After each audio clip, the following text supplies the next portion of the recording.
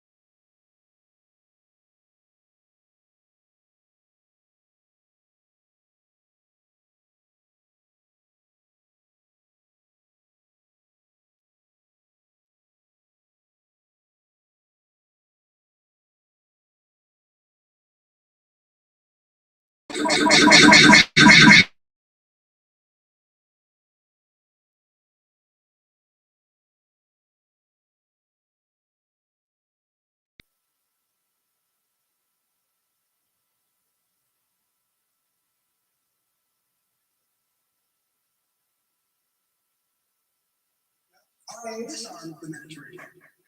What is the agent of C? Yes, they are. I'll finish my training for 2000.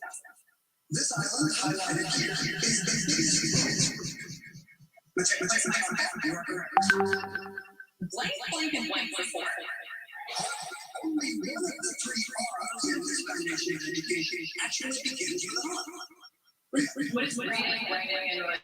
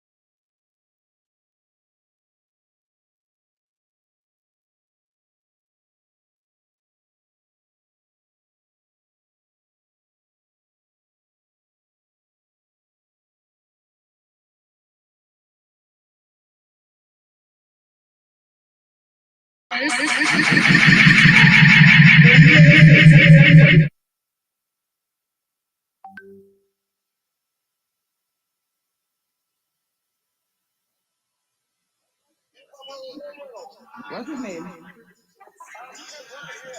Oh.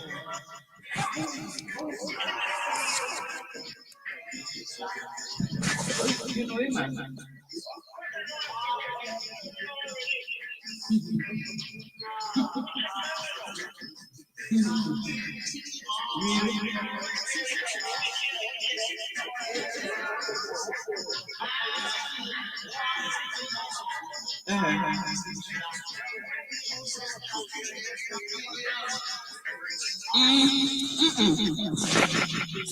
No.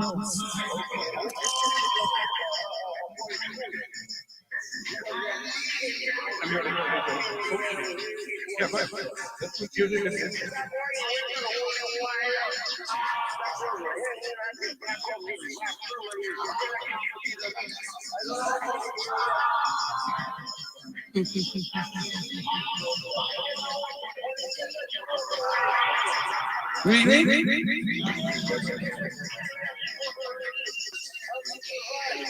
Oh.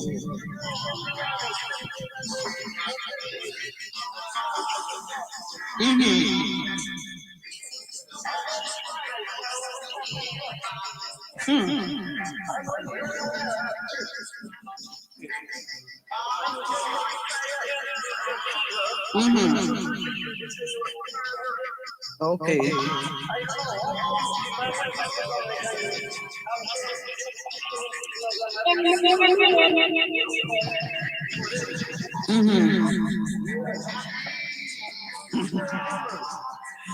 I see the names.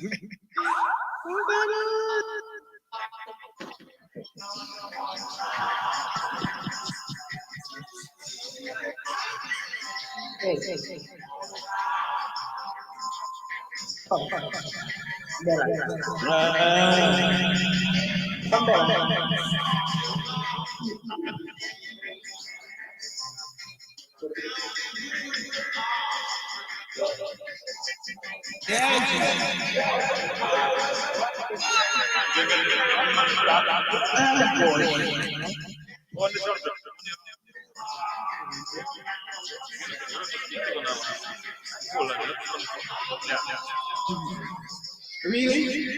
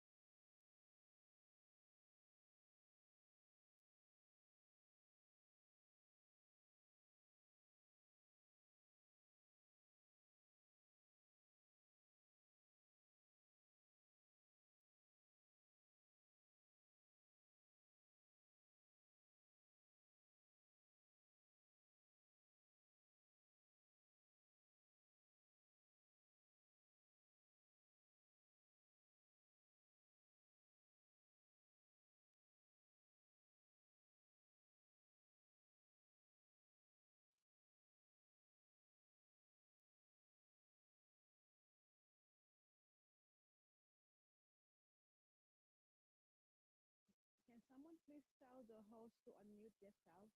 I cannot hear anything.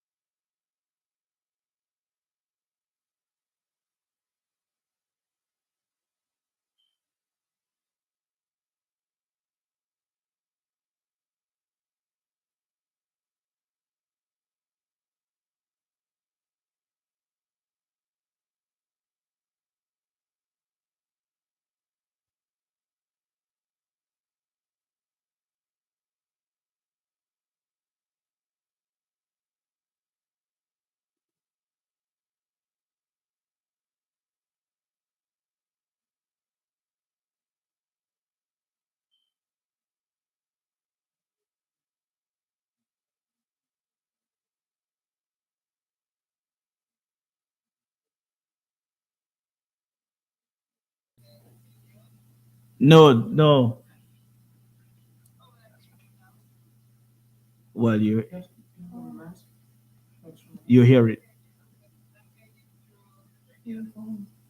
Yeah, you're hearing me, but we are not hearing them.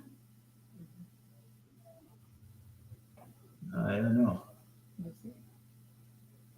Yeah. Yeah. All right. Well, I mean, they're gonna be there for a little bit, so I'll see if we can still get it. But yeah. All right. Yeah. Okay. Cool. Uh,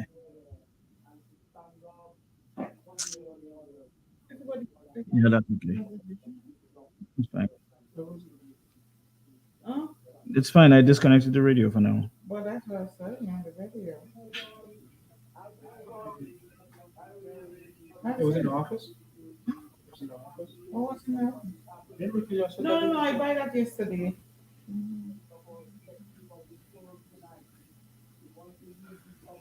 I was like, what am I hearing there on the radio there? So the whole world hear you. Yeah, that's fine. The good thing you didn't say anything bad. You know What? about it. Let me try to fix this.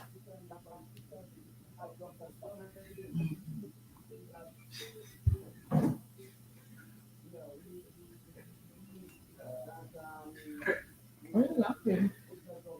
He said, Close the door.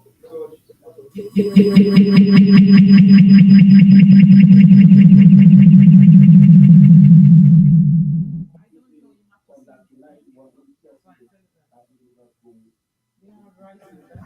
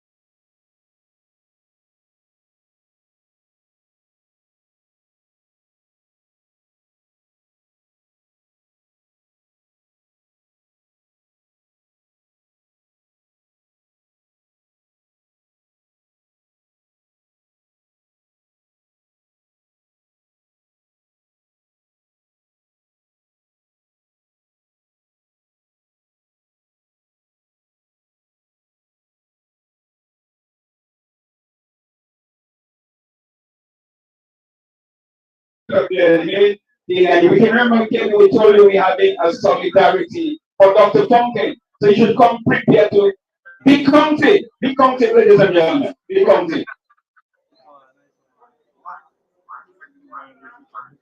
Yes. At this time, ladies and gentlemen, locals, you're really disappointing. Yeah. Yeah. Come on, many local people there, they will just a few people, man. Come on. Well, it's not, ladies and gentlemen, we cannot alone, we have to move on. But thank you for being there. The message.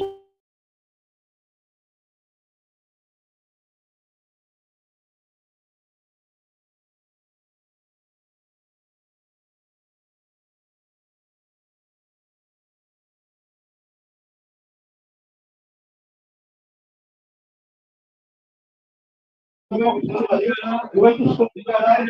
It's a brilliant man. We got an brilliant man. We have to have brilliant man. That's all. And when we talk about local, remember we still extend to the environment, sorry. We still extend it because so if you're from La Plaine, you're from Mount John, you're from Wotika, you're from these. Make your presence felt.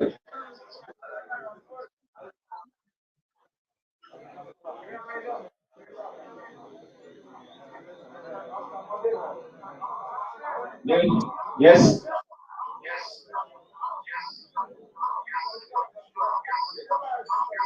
Yes, at this 7 we have to move on to the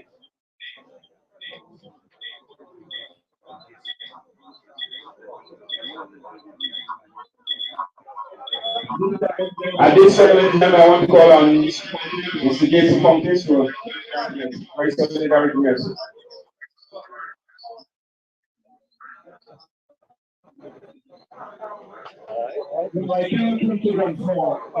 Well, I cannot come to Grand Four and not endorse my cousin, Mr. Thomson Fontaine. And my name is Jason Fontaine. So we are my father, we are from the same region, Maxwell, history, way back. So when I hear about my own family, you have to hurt short, some sort, and of course, I'm not able to tonight. But all I want to say to you, Mr. Fontaine, before I see a prime minister in this man, I see a president in this man. I see the next future of the league in this man.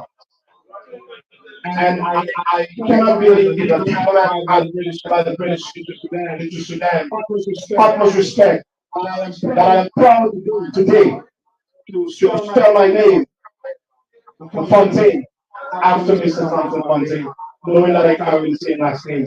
I am very proud of you. And I'm proud of my family. I'm proud of you. And all I want to say is, God is with you, and God's with you. Sticks and stones will break your bones. Your back is alive. And what can have happened, I think that sent a clear message to this country that we must never, never give up. Stand strong, stand your ground, don't be intimidated, and do not fail the main prize and is the way forward.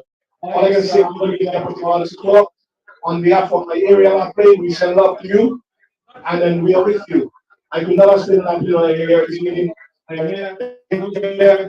of you who read my social media, Mr. Fontaine is a good man. He's a very genuine man, and a lovely man, a family man. So love you, brother, love your family, hold strong, Godspeed. Mr. Fontaine. I also want to recognize the presence of the contingent from the Kalinago territory. Welcome. And if it is something that if you want to, or if you want to with the national figures, we make your presentation, so you'll decide.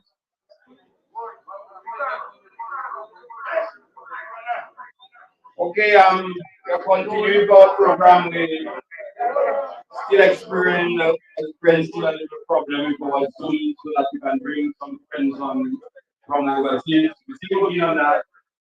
So hopefully that will come through a little bit. But we are still soliciting your solidarity. Remember, it's my new friend who travel with me. You maybe want to say something at this time. Mr. Tula, you like to say a few solidarity message. What is looking to you, representing the South and Newtown, real freedom fight I can tell you. Munsewi. Good night, ladies and gentlemen. Good night, ladies and gentlemen. Good night, on the top day, like Mr. Fontaine. And this man, when they think about it, he's a great man to the country. Current situation right now, we need a man like this to fix the economy right now, my people. And we need to know what we are within ourselves. Sometimes we looking outside for someone to fix our problem and we have it right. And we need to do something about it as people. Too many times we're looking outside for others to fix our problem. And we ourselves can fix it. We have this man here, who's a doctor in economics, he's a doctor in philosophy, he's a doctor in health. I can come and grant for business and for people. I stand up earlier watching the young guys play football and basketball, but not even one other shoes on the foot. I don't need to see these guys have to be on a basketball court with a shoes in common. And we have good people like Thomson Fontaine and people company, and the youth have to be going through this situation. We have to do something to fix it for the next generation, brother. I mean, it's important. When I look at the youth and the talent that they have some great talent out there. I will tell them they could come together, think about they could form a tournament within themselves.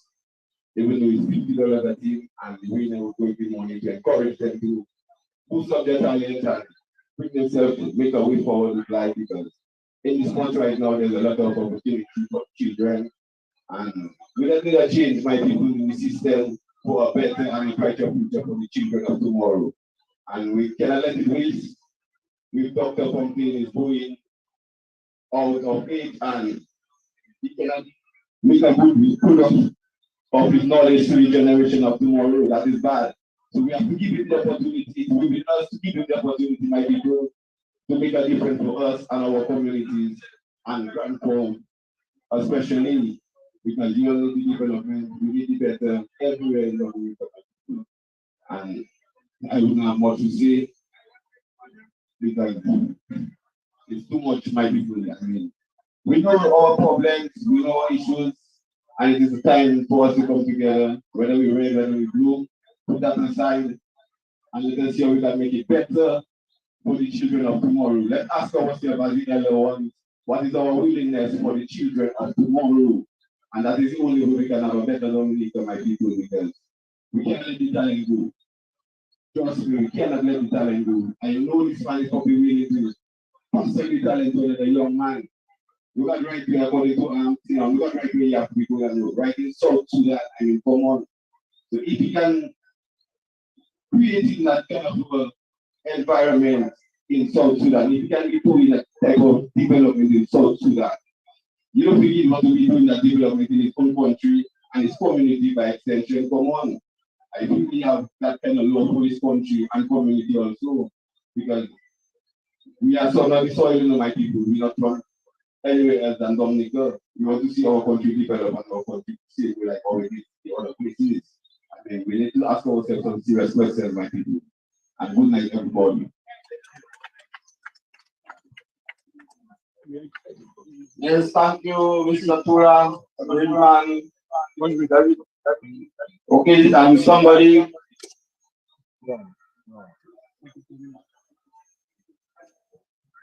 And ladies and gentlemen, that thing is being done. We are live. And we are asking that those of you, just because you're sitting in the darkness, you can see the shoot cannot get you. So please come to this angle there so that you can be on the camera. Let the rest of the world see us. Right? Let the rest of the world. So just draw a little closer. so that you can be on the camera. Thank you. Okay, thank you. And we're continuing. You see a lot, we recognizing now our true value of our great doctor. Some of us think it has just happened just now. But I can tell you, my experience with Dr. Fontaine goes way back. You probably wouldn't even realize that in the 90s, in the mid 90s, early 90s, mid 90s, I used to be the vice treasurer and executive of the public service. And in our salary negotiations, he was the man we had to rely on to get our figures so that as a union we could negotiate with government and to get proper benefits for the people. And that is way back. That is 30 years ago. The man has been making this contribution to Dominica a long time. And we know of his experience with the IMF right now in South Sudan. So this is a great man. And as I said on the radio this morning, this is the kind of gem we have to emulate. They want us in Dominica to emulate the wrong people. They want us to emulate the people who are setting the wrong example. So this is a great man we have. This is a great asset, not just for Grand Four and for Dominica, but the man is a world figure. He's an ambassador. Okay, and not those kinds of guys who go and buy their degree and come back and tell you they are not talking to people.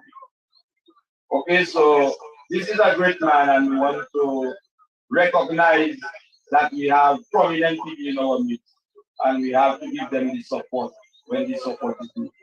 So as my co-chairman has said, we want the crowd to come a little lower down so that we can get a proper picture of the size of crowd we have been able to put here tonight. So at this point in time, I would like to invite one of the organizers of this forum tonight, no other than another great man of the soil, Mr. Severin Mackenzie.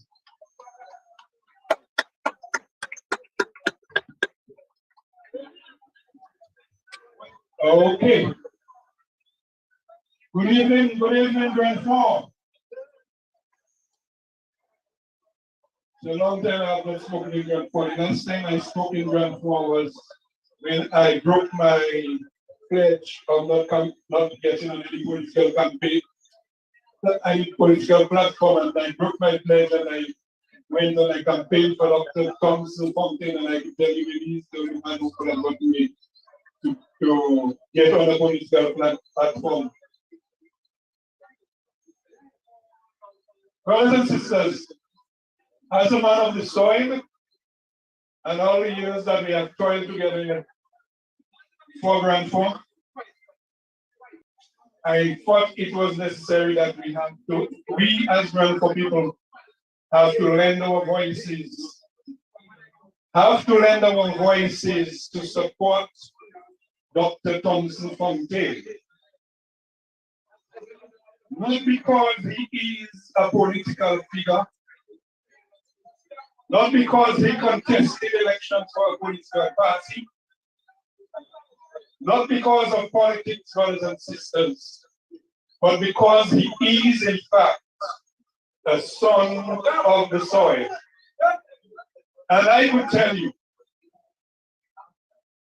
it really hurt my heart over the last few days to see what Brother Thomson Fontaine, Dr. Thomson Fontaine had to endure in our country. I mean, it is said that a prophet is never recognized in his homeland. However, I really felt, it really touched me. Because when I look at the two laureates from St. Lucia who won the Nobel Peace Prize, Derek Walcott for literature and Alpha Luis as an economist, I see Dr. Thomson Fontaine having achieved much more in terms of his international contribution to humanity. And we in Dominica are arresting him and putting him in a stinking cell. So it really hurt me, and I had to speak out. And when I met Washby yesterday, I told him it would be good to at least organize an activity in Grand Fork. Where Grand Fork people could at least come out and recognize their own. We should not be ashamed, brothers and sisters, to recognize our own. Thomson has excelled, and I'm proud of him. And I could tell you, I will be on his side as he goes about in pursuit of excellence and fighting for the Dominican people. When I woke up this morning, every day I get my scripture verses.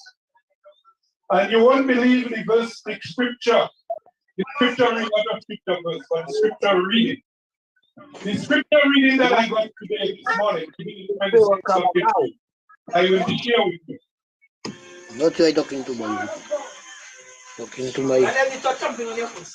So then it is taken from Romans chapter 12, verses 1 to 21. So then, my friends, because of God's great mercy to us, I appeal to you. Offer yourselves as a living sacrifice to God, dedicated to his service and pleasing to him. This is the true worship that you should offer. Do not conform yourselves to the standards of this world, but let God transform you inwardly by a complete change of your mind. Then you will be able to know the will of God, what is good and what is pleasing to him and is perfect. And because of God's gracious gift to me, I say to every one of you, do not think of yourselves more mighty than you should. Instead, be modest in your thinking and judge yourself according to the amount of faith that God has given you. We have many parts in one body, and all the parts have different functions. In the same way, though we are many, we are one body in union with Christ, and we are all joined to each other as different parts of one body. So we are to use our different gifts in accordance with the grace that God has given us. If our gift is to speak God's message, we should do it. That God has given us. If our gift is to serve, we should do it according to the faith that we have. We should, if it is to teach, we should teach. If it is to encourage others, we should do so. Whoever shares with others should do it generously. Whoever has authority should work hard. Whoever shows kindness should do it cheerfully. Love must be completely sincere. Hate what is evil.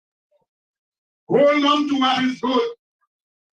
Love one another warmly as Christians, and be eager to show respect for one another. Work hard and do not be lazy. Serve the Lord with a heart full of devotion. Let your hope keep you joyful. Be patient in your troubles and pray at all times. Share your belongings with your needy fellow Christians and open your homes to strangers. Ask God to bless those who persecute you.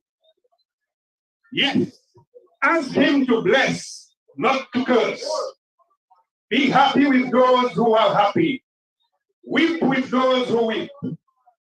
Have the same concern for everyone. Do not be proud, but accept humble duties. Do not think of yourselves as wise. If someone has done you wrong, do not repay him with a wrong. Try to do what everyone considers to be good. Do everything possible in your path to live in peace with everybody. Never take revenge, my friends, but instead, let God's anger do it. For the scripture says, I will take revenge. I will pay back, says the Lord. If your enemies are hungry, feed them. If they are thirsty, give them a drink. For by doing this, you will make them burn with shame. Do not let evil defeat you. Instead, conquer evil with good. Brothers and sisters, this is the scripture that I got today. And I thought I would have to share it because it was so applicable to the situation that Dr. Thomson Fontaine found himself in over the last few days. And when I heard him speaking no evil about the persecution that he endured over the last few days, I said, yes, this is in the true spirit of our Lord Jesus Christ. Brothers and sisters, with these few words, I just want to tell you, Bradford people, stand strong with our son of the soil. We shall overcome. We shall overcome one day. And every road has an end. Every road has a bend. Nothing lasts forever. Thank you very, very much, brothers and sisters. Forward, everyone. Thank you, Mr. Mackenzie. Very strong remarks, very strong words, very appropriate scripture reading here this evening. And we want to thank Mr. Samuel Mackenzie very much for this mighty and lofty contribution. So we are continuing. You know, I feel just like him, yesterday when he spoke to me and we recognized that our brother was the tears going to come from. And we had to do this. Yeah, we had to do this. And I'm very proud that we did this. So we are moving on, and I see a lot of important persons. I see Johnson Boston, I see Mr. Hector John from the Salisbury area.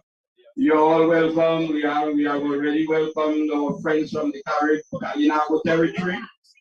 So, if you feel like coming up, now is your time. You can maybe come and give some remarks on behalf of the organizations you represent. So we are in that part of the agenda. Mr. Boston, any one of you would feel like coming up and give some solidarity remarks here. Thank you very much, Mr. Boston.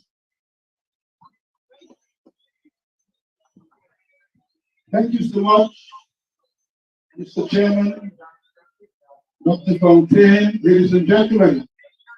I want first of all to commend the committee, the small committee, to put these things together. We realize when we make up our mind, good things can happen. And I want to commend you, the people of this community, for coming out in such large numbers.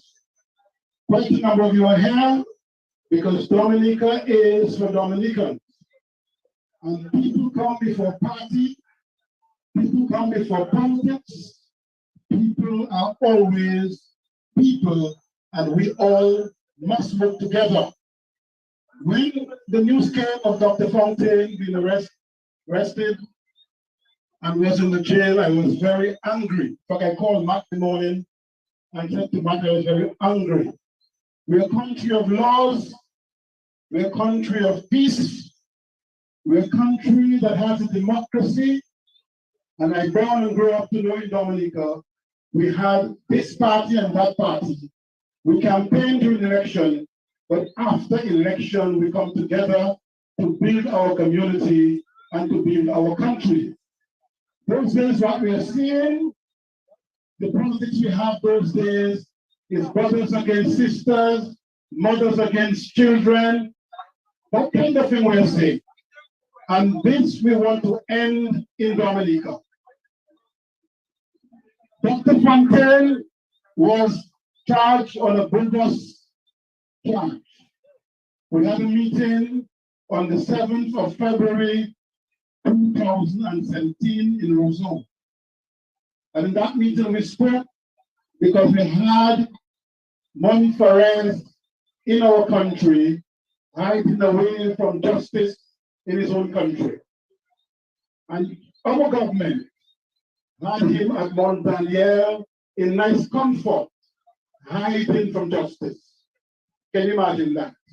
So we came out and we said the government that control our country should not behave in that manner. And as a result, I was arrested too. The following day we had a meeting. The following day I went to Jamaica. When I came back this Sunday, they had taken Dr. Fontaine.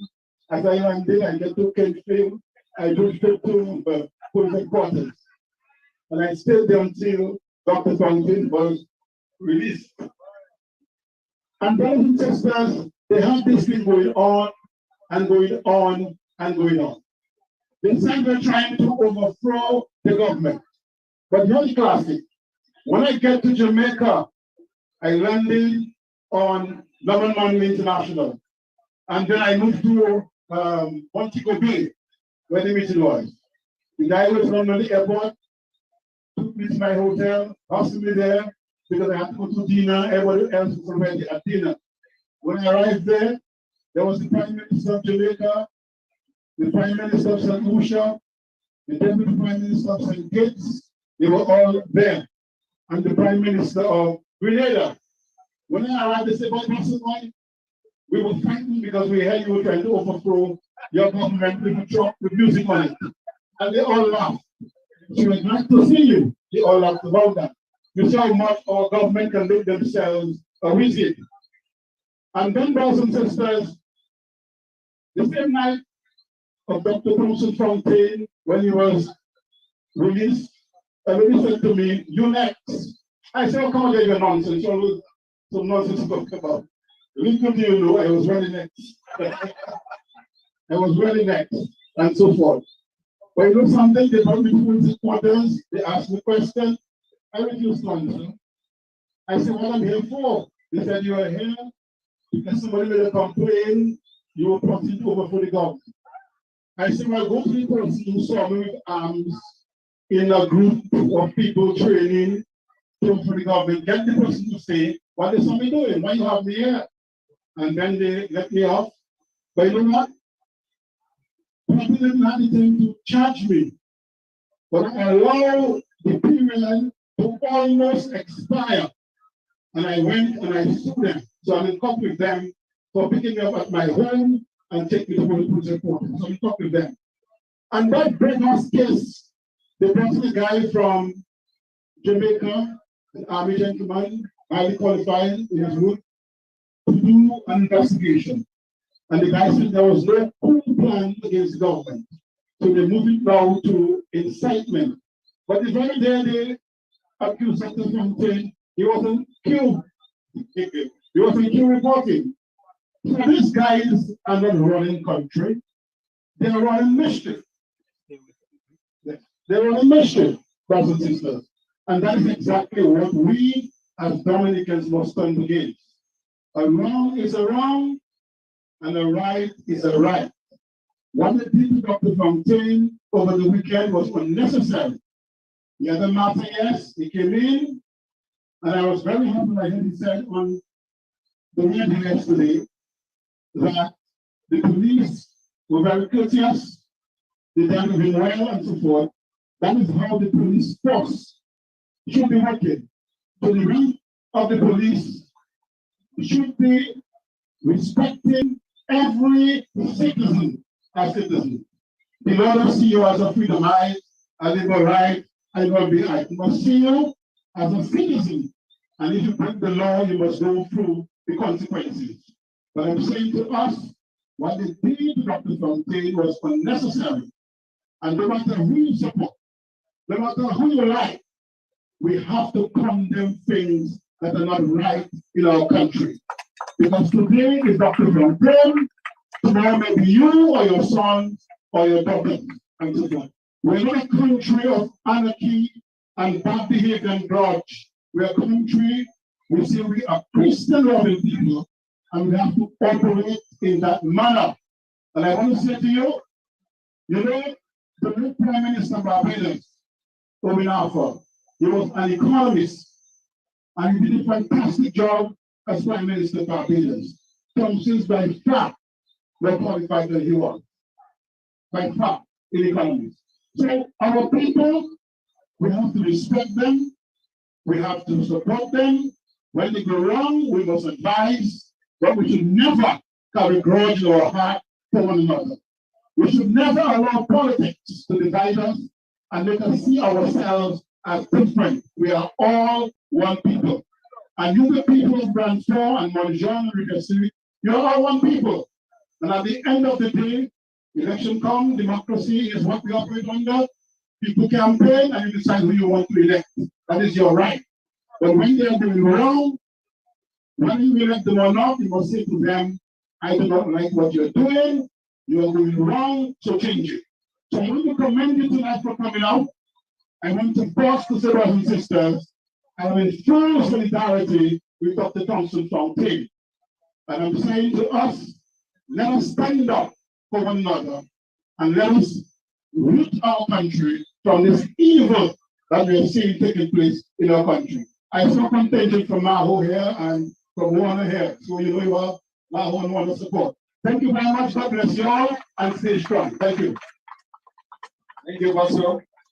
Let me also take this opportunity and ladies and gentlemen, I want you to put your hands together for the people. We have about 400 plus on the platform listening to us via social media. Let us put our hands together for them, ladies and gentlemen, to be part of our congregation today. At this time, let me call on Mr. Bruno from the Concerned Citizen Movement to share some short solidarity with Dr. Fontaine. Thank you, Mr. Boone. That's my good friend. And to my many friends in Grand Port, Rivière Civic, Montreal, Montreal. I've been in constant, contact with my brothers and sisters, from that constituency. Of course, I pass there very often. And it's always a pleasure to be in this constituency. And one of the reasons why I adopt and love that constituency is that that constituency produced one of the toppest and one of the best and one of the world-renowned economists in the person of Dr. Thomson Fontaine. And ladies and gentlemen, I for some reason have everything going for that man. And I can tell you, if it means that I have to be roughed up on Sunday evening at the front of the police headquarters, I will not care a thing, anything, because I felt that is a very important man for the people of Dominica to transform the life of every man, boy, girl, child, just name it. That man have the people of Dominica trust. He have their heart. He have everything that he wants to see, that our young children pursue, that our young people, our young men, he wants to see our economy at the top of the world. And we have that man, and we cannot afford not to utilize the capability and the resources that God has blessed that grant for man with. So that is the reason why I give all my support, throwing my support behind that man. And I want to say kudos to Dr. Thomson, who is a soldier in my view, a man that very brave, courageous, a man that have the people trust, that want to see, that want to hear. And one of the things that amazed me in Dr. Thomson Fontaine talking today is that people like us, we don't see ourselves, we see our people, we see our country. And when you give yourself to serve people, you don't see yourself, you only see people, and you don't care what happens to you. So anything that happened to Dr. Thomson Fontaine or to Earl Bruno, these are people that have made up their mind to serve their people. We make up our mind to serve the people of this great country, where we believe that in this country it has tremendous potential. And we have people in this country that have the capability to transform this country, the economy, its growth, and the livelihood of every citizen of this country. How can we allow such opportunity to pass us by? And one of the things that we must do, we must allow the powers that be to respect our intellectuals, to respect our professionals. And one of the things that really hit me, and I was angry, and I was crazy, I was mad, is the fact that we continue to allow this administration to disrespect our professionals and to disrespect our academics and to respect our bright mind. I cannot live in a country and accept that. No way, brothers and sisters. We must take a stand. And we must take a stand for the better of our life, our country, our people. And black people, we must stand side by side, irrespective of who we vote or who we support. We must understand that we are brothers and sisters together. We are not going back to slavery. We have to stay together, bind ourselves together in love and cause that shall never ever be broken. We have to stand with Dr. Thomson Fontaine. No, it's the time. We going through it. He going through it is because he has your trust. He has your confidence. He wants to see you better. He gone on to do well for himself. So as a result, he wants everybody else besides him to do well for himself. So ladies and gentlemen, with much said, I am Earl Bruno, a member of the Concerned Citizen Movement, Vice President of the Concerned Citizen Movement, and I am concerned of every Dominican, irrespective of your color, who you vote, where you vote, who you support, who you don't support. I stand with you. I stand for you. And in any circumstance that you are in, once we spot it or we know it as Concerned Citizen Movement, we will intervene. And we will stand for you, with you, and by you. And we will echo the sentiments that you so desire to send out there. So, ladies and gentlemen, I am part of all the groups in Dominica, Munsterway, and Jam. And I am in it. It's because I want a better life for all of us in this country. Thank you, ladies and gentlemen. May God bless the people of Brentford. May God give you the grace and the love to love Dr. Thomson Fontaine, to make Dr. Thomson Fontaine the hero of all heroes of this country. God bless all of us, and we are going forever, backward never. We are going to pull it through, and we are going to overcome. We're going to take this country and bring it to economic growth and prosperity, where we have the world economy, a man that can transform this economy to the next tomorrow. Thank you, and God bless. Congrats. At this time, I see my good friend, Honorable John from Paris. Good evening, everyone. Good evening, Brentford. Good evening, Dominica. Good evening, world. I'm here in solidarity with Dr. Fontaine, but I am here on behalf of the constituency of Salisbury, Kunibi and Monarchet, and also the United Workers' Party. Our leaders are there, I think they're on Global View on Q, discussing that very issue with Dr. Fontaine, and he's not there tonight. I saw my colleague is there as well to speak later. Dr. Senator Adam Sanford is here as well. But tonight, I want us to speak a bit, the people of Brentford, of who you have. in Dr. Thomson Fontaine. St. Kitts is one of the countries, forget their political problems they have with the community. But the economy, St. Kitts economy, why St. Kitts is so vibrant, why the economy is moving ahead, why they're utilizing the CDI money to do projects, sustainable projects, is because of the leadership of Dr. Thomson Fontaine.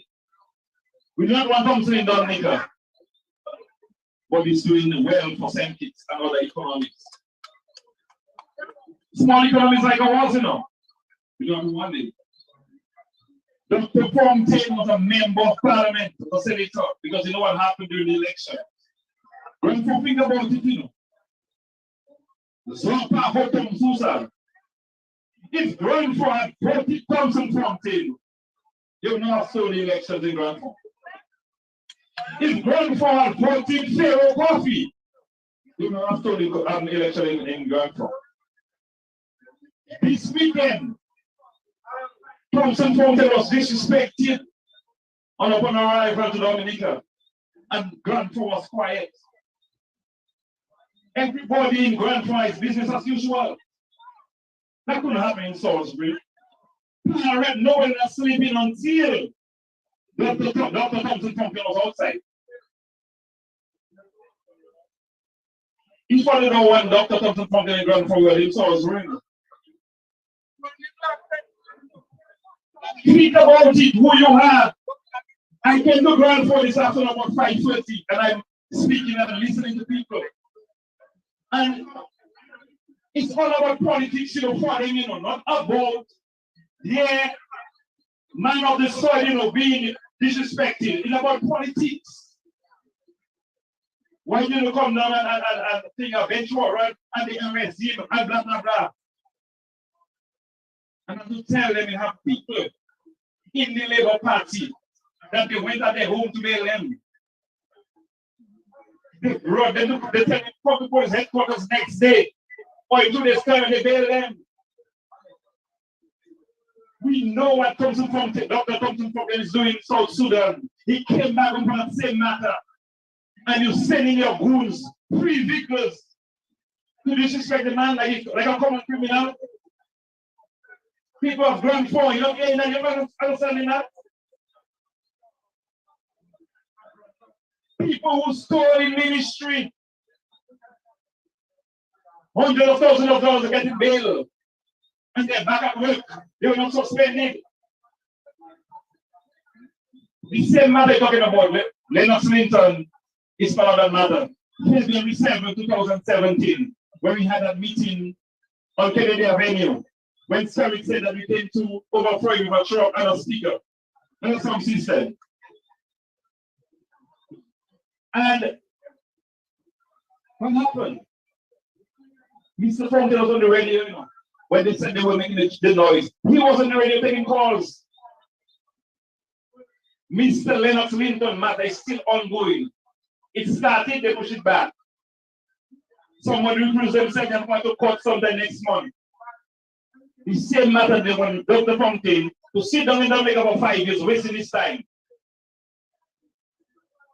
And we all taking that because we for people that the man is away working to fend for himself, his family, and some of you. Have you heard the parent on that issue? No, let us speak about that. Not about politics, you know. We're talking about the man of the soil being in that situation. And you have not spoken as a parliamentary representative and a government minister. Let us think about these things, brothers and sisters. As I said, I am not there for long, but I want us to think. Tonight, I want us to be sober. Because Dr. Fontaine is out. I was there Saturday night, I was there Sunday night. Yesterday, I'm going to go to the song. But Salisbury always represented. And I want us going forward to understand the law is not for one set. Nobody's above the law. That's why we say in Salisbury, nobody disrespect us by the law. And I'm sending a message to everyone of us. Anytime somebody violates your rights, stand up. Eye for an eye, tooth for a tooth. That's how, say, what's about easy man, I don't easy man, you know. You don't care. If you care about Thomson Fontaine, we tell Thomson come to the headquarters on Monday. He's in Cuba, you know, but giving tactics and everything, David Thomson was coming. These are evil men in high offices, and the evil will stop when we stand up as a team, as a collective. We are different from different organizations here. Why? We have a common goal, and that is in solidarity with Thomson Fontaine. We have a common goal in Dominica. There's a one wash of Shimela. If you're coming from north, south, east, or west, it's blocking you. We all have to pack our vehicles and take on that stone in the road. And what is that stone now? This present government is a stone in our way. And we have to put our differences aside. Not because they put in an apartment. How are you going to grow? Do you have a strata title? If I give you $60,000 to build a house on your land, it will have more value for you and your family. Know where you are. I'm not against you being in a house, you know. I'm not against government housing you. I just want us to understand growth, advancement, development. Thomson Fontaine is an example of growth. Coming from Grand Four, going to school without shoes, going to the boxing plant in Rosalie and making boxes and getting beaten by red ants. That is Thomson Fontaine. And right now where he is the chief economist in South Sudan.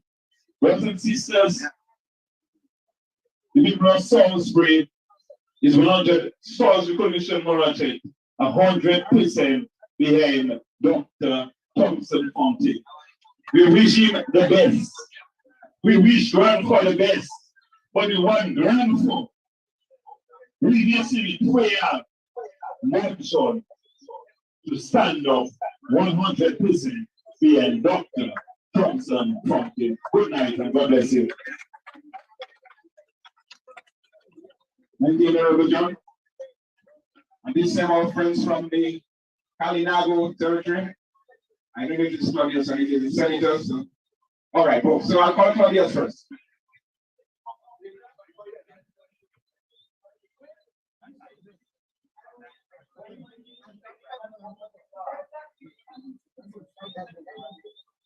Thank you very much, Mr. Chairman. My wife is with me, so we'll come here together to stand in solidarity with our brother here, Thomson Fontaine.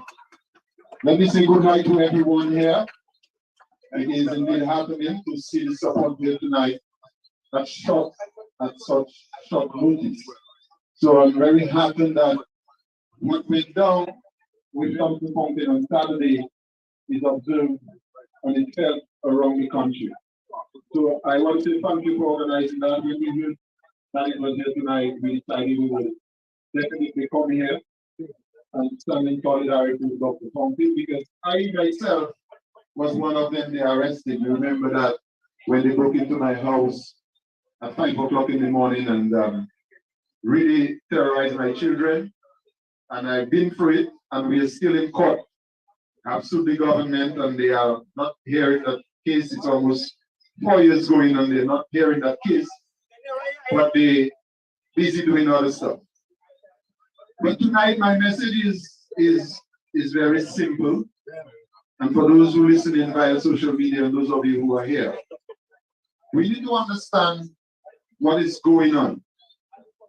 And for us to understand what is going on, we have to shut out the noise that is around us. And we have to pay attention.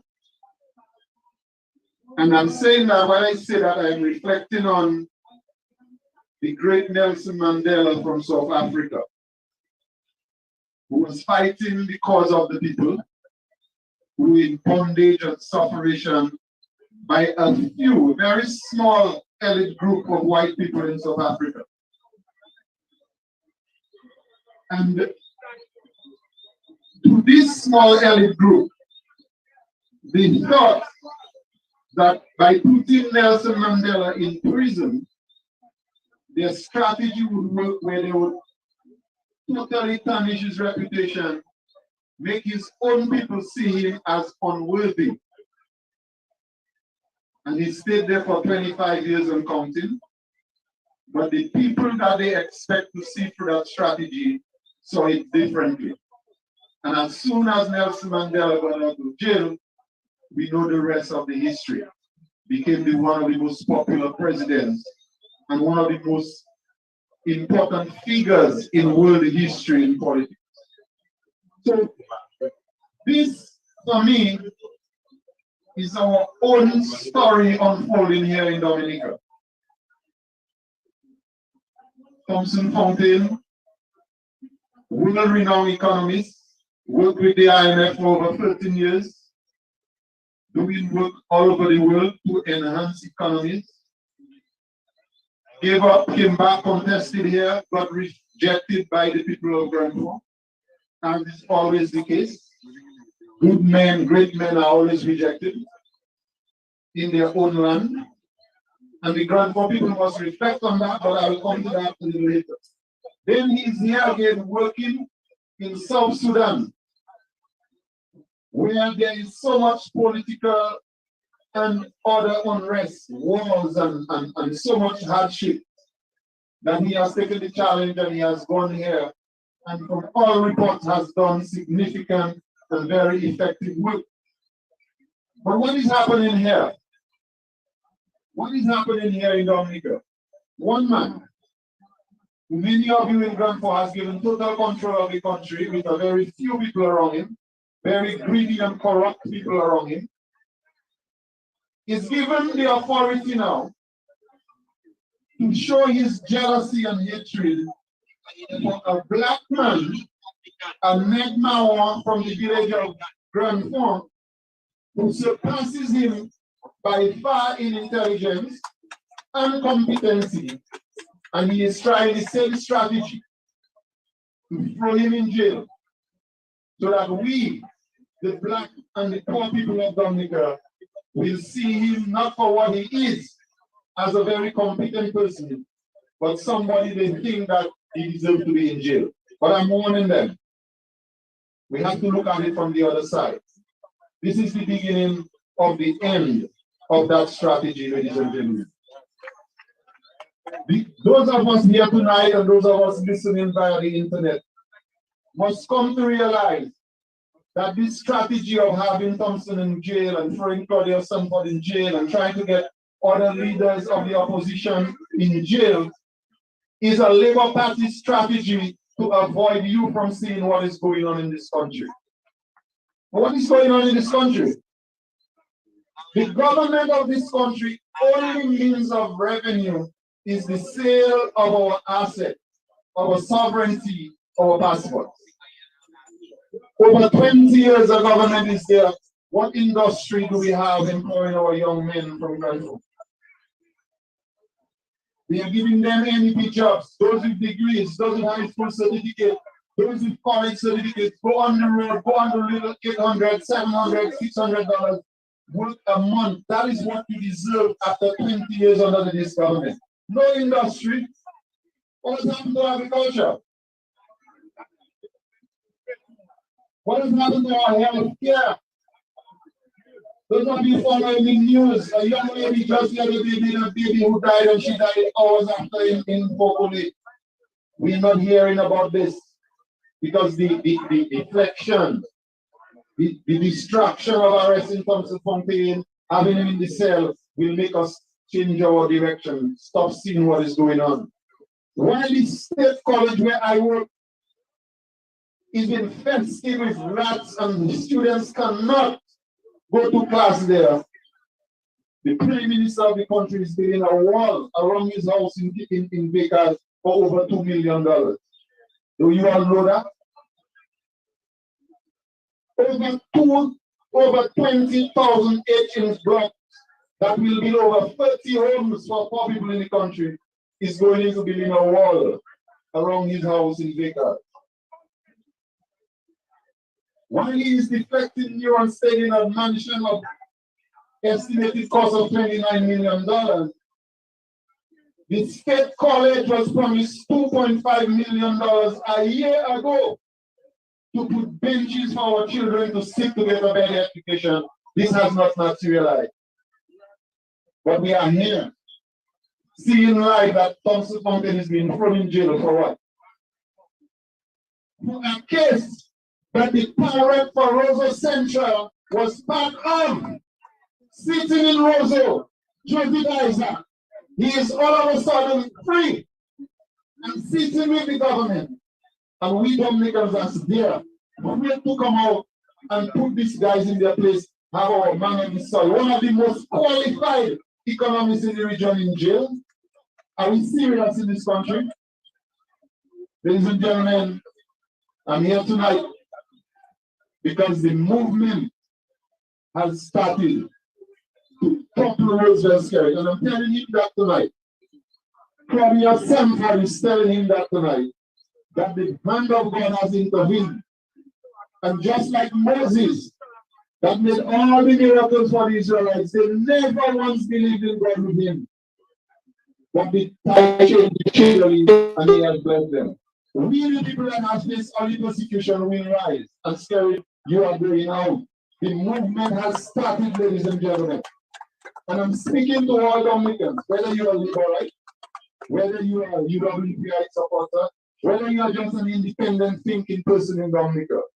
We cannot and we should never allow any government to make our son of the soil competent, qualified, and with love for country appear to be a criminal, while the real criminals stand there watching us and going for free. We do not allow that. That movement to change is happening and it started on Saturday. And as we go, ladies and gentlemen, it's a message to the organizers here and all good-minded Dominicans. Let's join that movement. We should not allow another incident like that to happen in this country.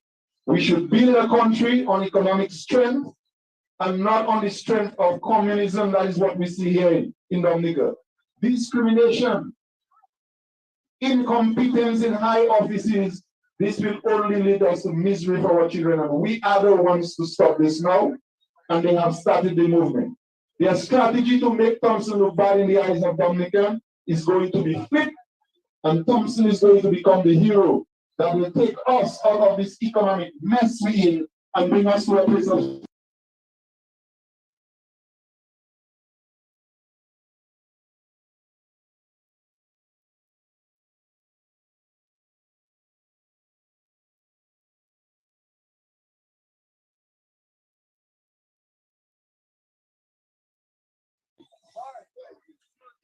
Good evening to the people of Grand Fork. I'm not hearing you. Good evening. Much better. You know, I told my husband we just had to come to Grand Fork to show our solidarity to Dr. Fontaine. He's a colleague. I respect him very much. He's an honorable man. And as a member of the United Workers' Party, we don't believe in no fake things. This is a real doctor here.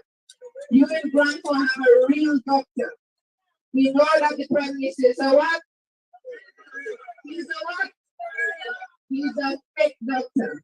And that is why he will do all he can to try to get Dr. Thomson Fontaine down. But we will keep on standing for what is right. We will not lose strength. And that is my message to you tonight. Do not give up hope. The struggle is real. It is tough. Many people can get discouraged, but do not give up hope. The battle is not yet over. It is just beginning. And I can assure you, we will get success in the end. We just have to remain focused. So I just want to leave that message with you. I won't be long.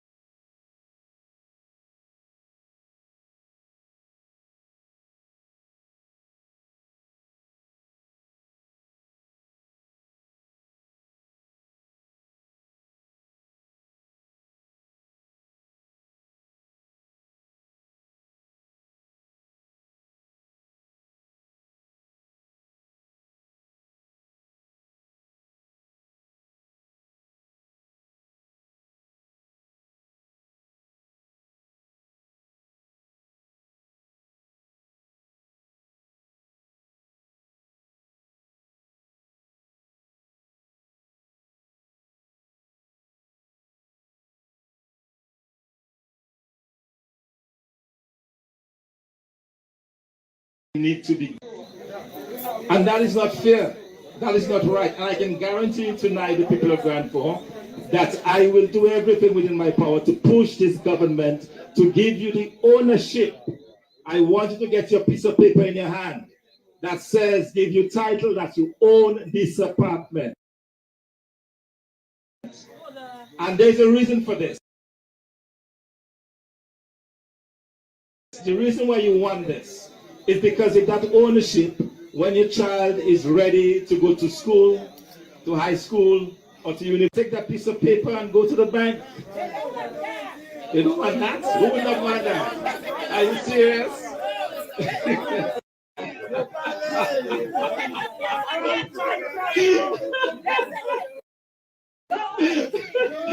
All right. I would like to think they don't want it because they don't have it as yet. I suspect that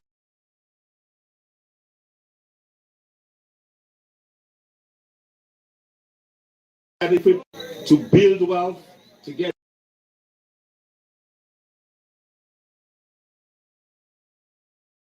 the jobs that they need, and that's what we're going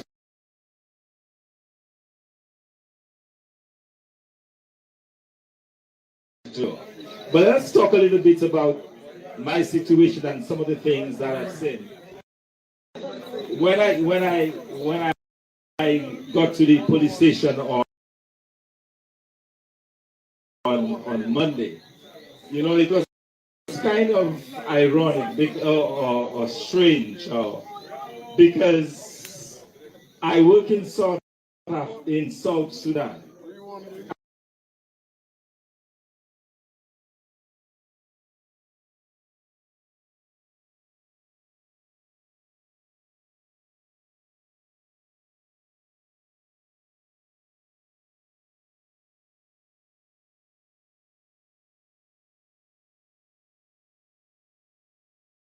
And let me explain to you what I do, because some people are a bit confused as to what I do.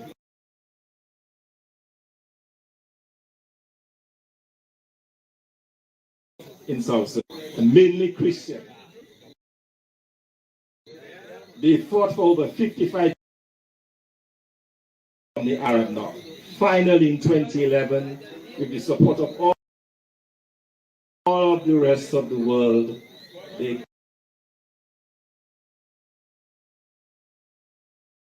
got their independence.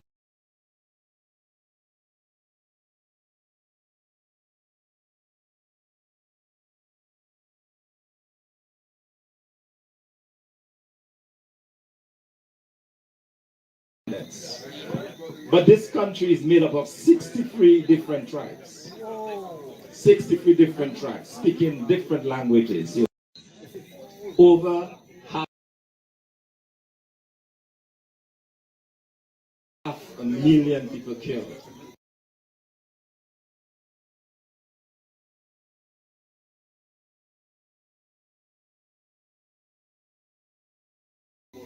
In the process,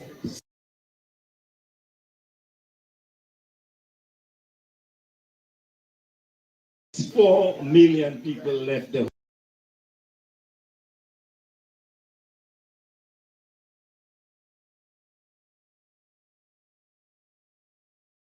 homes and took refuge in Kenya, in Ethiopia, in Iran. 4 million. South Sudan. I was brought in by the British government to work in the area of the economy. So the idea for me was to help the government rebuild its economic infrastructure.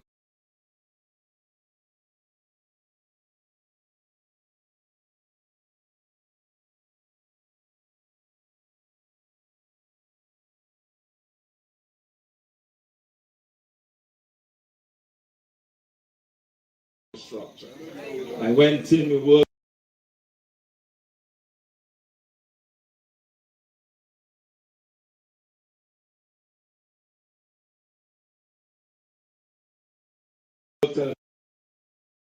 Development Plan for the Country Evaluation Commission. It is actually an organization that is up there. The government of South Sudan, from its president,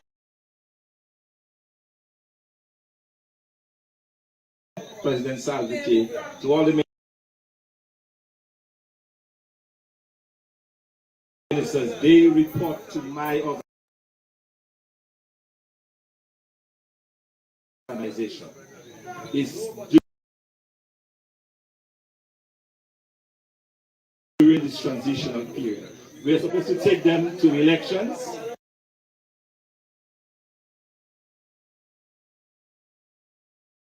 And at the end of elections, we will run their own affairs. The management, to the leadership of this organization. I'm now the number 3 person in this organization. Responsible for strategy. Responsible for strategy. And the government, the entire government of South Sudan, one of Kenya, the president of Uganda. We have meetings that we organize, focus on South Sudan. So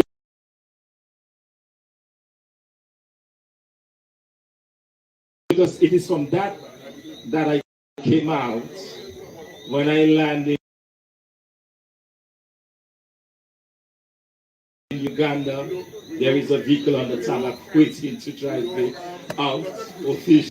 And I come to Dominica, and there are people clad in black waiting to take me into a jail cell.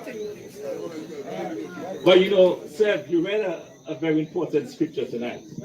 And I don't know those of you, I don't know if you believe in God, but I think if you don't, you should. When I try to sleep, sitting with my feet propped up against the wall because I can't have a full stretch. So my foot propped up against the wall and trying to get some sleep. I met this individual from Venezuela. Who was one of the inmates in that cell. Could I ask the person to please turn off? Okay, thank you.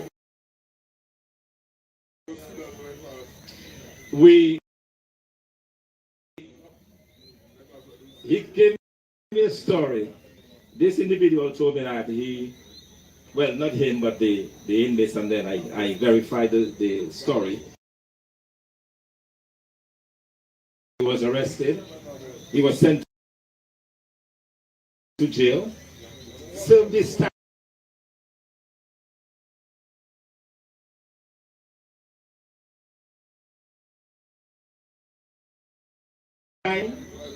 at the stop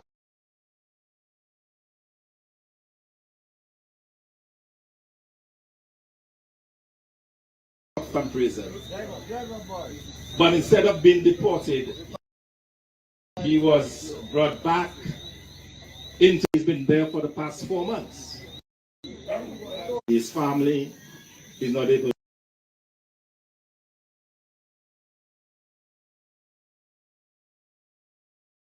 to get a ticket. Friend, that's all he needs to get out of there is a ticket.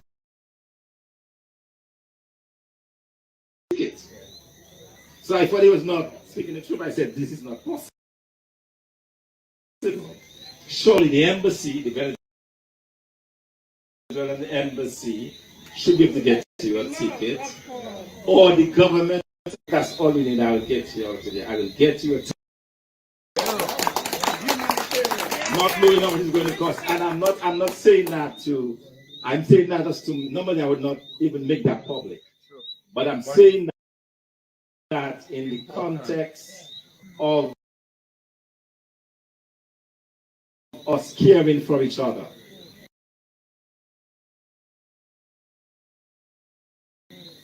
This is a foreigner.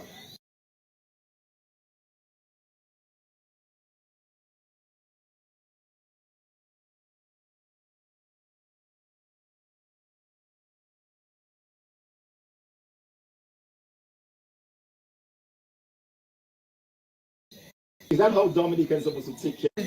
Today, I was able to speak directly to Inspector St. Rose, who is the head of. I told him, can you please help me get a document? Because this guy, he sent me today, he sent me his passport and it was expired. I said, can you please get the embassy to issue travel documents to this individual? I'm going to get him his ticket tomorrow so he can go home to his family. The papers. I said, okay, you know, but I'm saying this story to say that here it is, in a situation that was meant to maybe humiliate me, make me feel bad and so on. I was able to go in there and bring relief to this gentleman, you know, who is just suffering in Dominica. And as a Dominican, I cannot see a person suffer to that extent. You know, and that's what I keep telling people. We have to care about one another. We have to care about each other. We grew up in villages like Grand Fork, where if you were hungry, you would go to your neighbor's home and get something to eat.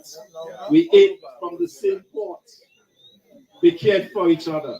I know these days we are moving away from this because we have allowed ourselves to be divided by color and by politics. Let us remember that all of us, we have a limited time here on this earth. And we need, what is going to count at the end is how we treat each other, how we deal with each other.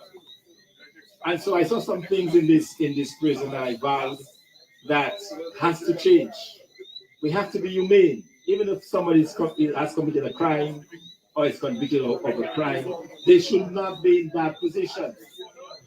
And it's almost as if that was a great time because I met two different individuals. Firstly, when I was in the jail cell at the police station, then they took me to the courthouse.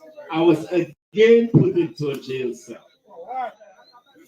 But again, in this jail cell, two individuals came in there who were on remand at the prison. And one told me, you remember this guy that the police beat up and almost killed and almost buried in Canefield on the beach in Donkey Beach? He says, I'm the guy. I am the guy that the police almost beat to death. I was sitting in a jail cell where prisoners have died. They've been killed in Portsmouth, they've been killed in Roseau. And I'm saying why it is that in Dominica, that our system, our police system is such that it will destroy people. I was there, I saw with my own eyes on Saturday night, they brought in a young 17-year-old boy, scared to death and beating him up. And I'm like, why should we be beating up on a kid? Why should we be doing this? These individuals, they have rights. But these are people, because they don't have families, and I asked him, do you have a lawyer? He says, no, I don't have a lawyer. You know, nobody to take care of me. I don't have a lawyer. I can't fight the system. They're beating me up, but they're telling me I should say this. I should, you know, why should we be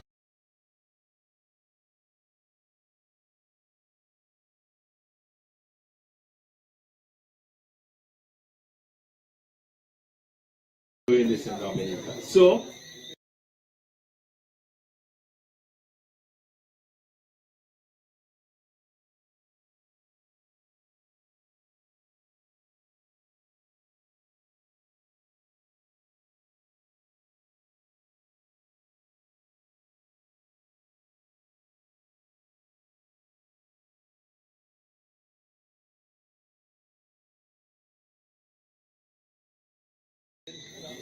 an important is to ensure that we get police reform in Dominica. Police and judicial reform. That people's rights are respected. That you can beat people. And there was another gentleman in that cell as well. There were two of them. And for whatever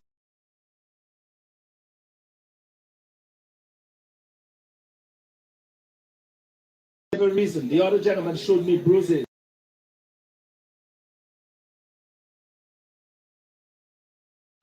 that he had in his head, his knees, that he was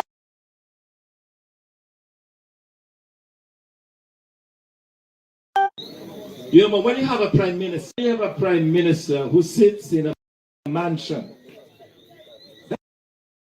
that costs the taxpayer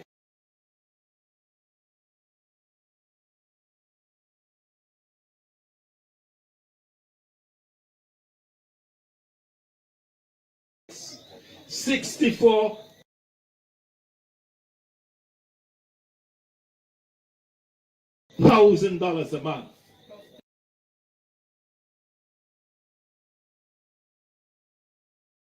When the average public servant makes a quarter of this in an entire year in an apartment, and it is being funded by the taxpayers of the country, something is very wrong with this picture.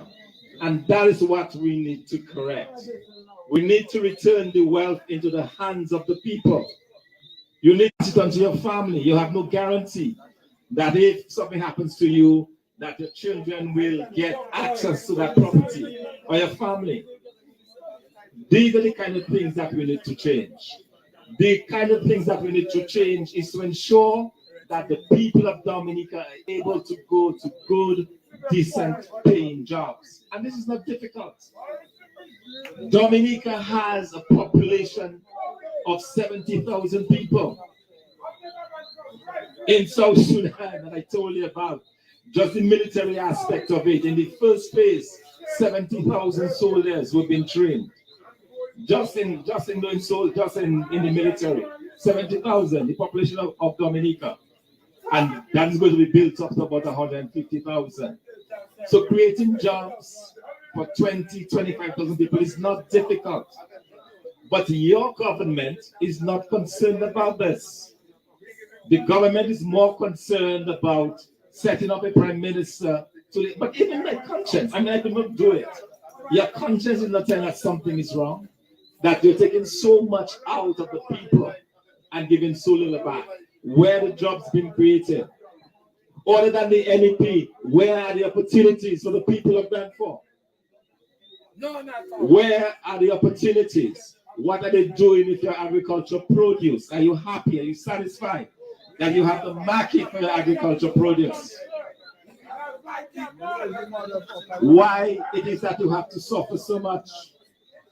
When I was here in 2016, we started taking the spice and the dasheen and so on to St. Martinique. I remember seeing guys, giving guys $1,500 because of 2 bags of spice. And I remember one guy in particular counting his money in disbelief, counting $1,500, from just that spice. Why can't we do that on an ongoing basis for the people of Bradford? Why it is that if we cannot see ourselves moving beyond where we are?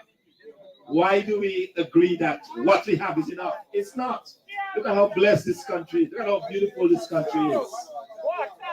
Look at how much we have. This air, the water, the glow show, the geothermal energy, all of those natural resources that we have that can make Dominicans wealthy and proud to be here. Why are we not using this? Because our government is too busy running overseas, rubbing shoulders with all sorts of crooks and all sorts of criminals, and leaving us in misery. Look how misery, Dominic. Look how misery. And the government seems to not care. But that's what we need to change. And so, the people of Brantford, I want to encourage you tonight. I want you to think very much. You heard tonight, we tried in 2014. We did not get the support that we thought we should have got it from the people of Brantford. But I understand. People make mistakes. There is always time to correct those mistakes. There's always another opportunity to come around. Let us put people in office who can really serve our interests, who care about us, who care about our development, who care about whether or not we have ownership to property, who care about whether or not we can sell our produce. It is hard work to do agriculture. I know I did it. It is hard work. But after this hard work, you want to be able to make some money, to come to Steve's shop, to take a drink or to buy a drink for your friends. You want to do that. You know, you want to be able to free up, you know, take a trip down Roseau and, you know, go to a show, do something nice. Probably take a trip to Martinique, go out local, you know, go visit, go see something. You know, enjoy life, enjoy, you know. That's what we want. That's what we want. Don't see yourself as just being confined to your own little situation because the government does not care about you. There are people in Dominica who care about your welfare, who care about you, the quality of life that you live, who want to develop the agriculture sector. Because he kept saying over and over, agriculture is the key to Dominica's success. Agriculture is the key. I will tell you, when we got this market in Martinique,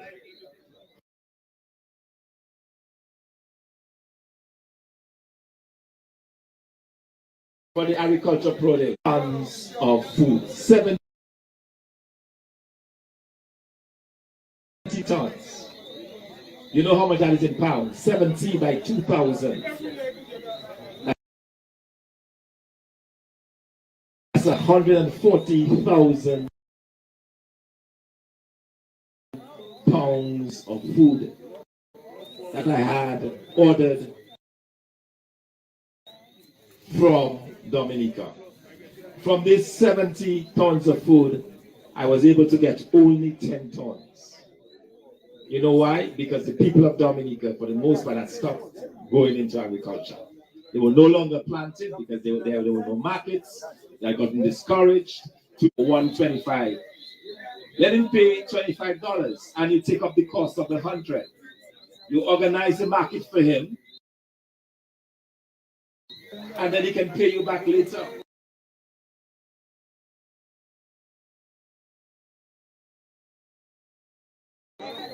But don't put the, you know, because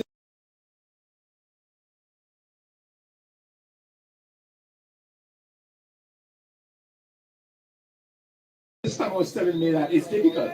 With $125 for the bag, tell me pay for some labor. He'll want to sell his yams at $4 or $5 a pound, but nobody will want to buy it. Of Dominica begin to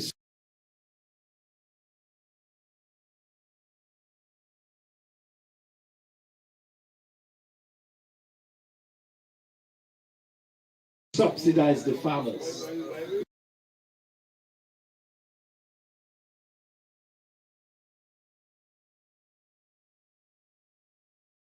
Use some of that CBI money. And the way they can is very easy.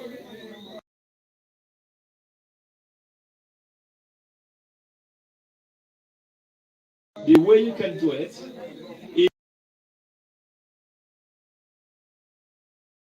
is you give the farmers, you go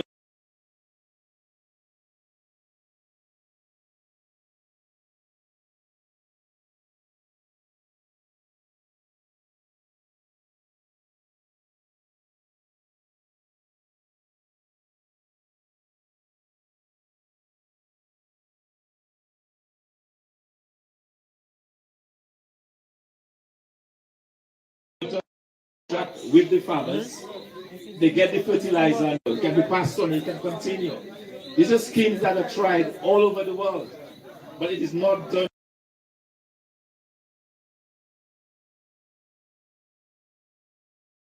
here in Dominica because our Prime Minister is too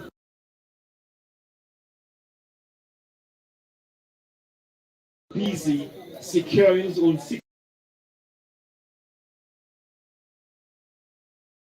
$64,000 a month.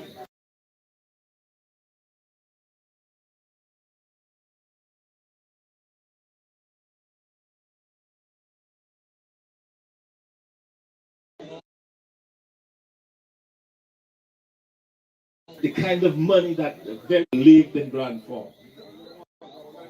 One of the most disturbing things today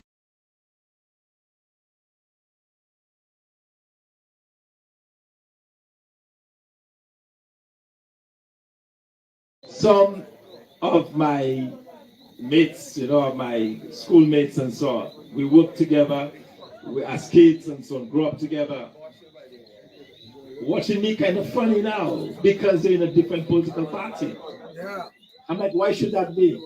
I knew you long before. I remember we said, going way back, said, BRM, Village Improvement Committee. We did not need anything anyhow. As young people in Grand Forks, we would clean our culverts and clean, we come out on a Saturday together without pay, without asking government to give us anything. We ourselves would go out there and clean the sides of the road. That's when I found things about screw pine and all these things in Grand Forks because they were all around. We did those things as young people. We organized all sorts of different events there in the yard to raise funds and so on. Why can't we go back to those days? So I would like to appeal to us tonight as Dominicans and as people from Grand Forks. I want to thank all of you. We have a number of persons listening, via the internet, all across the world. A few thousand people online listening to us in the village of Grand Forks. That's the kind of visibility that we can bring from here. I want to thank all of you that came from all over Dominica to be here with us tonight in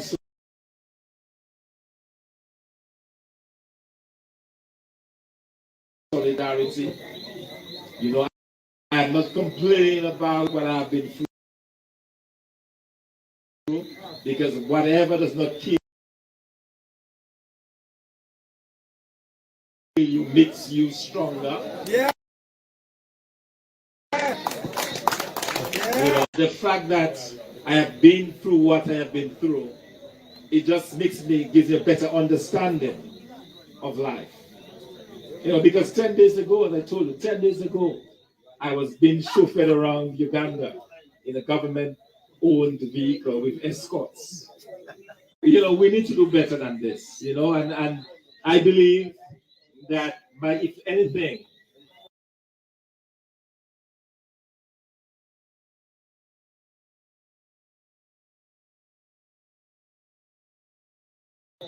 that you can take out of this tonight is the need for us as Dominicans to care more about Dominica and more about Dominicans. When I look at other person, I don't think of who they vote for. I don't think of the cause or the party. I see you as a Dominican.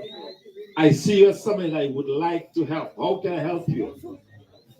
How can we help each other? How can we help each other grow? How can we help each other earn wealth? How can we help each other become wealthier and live a better life? Live a better life for our children. If you're red or if you're green, because you support me, I'll give you the job. No, that should not be. We should have a society that is built upon merit. And those who don't have the means, you give them the opportunity. You create the environment for them. You help them grow. You help them develop. That is what we want to see in Dominica. A country that cares about its people. A country that is not as fractured with all of those kinds of things that we're seeing today. There's a lot that I would like to talk about, a lot that I would like to say, but I think I've probably said enough for tonight. And I really want to thank you with all my heart. I remember when, in particular,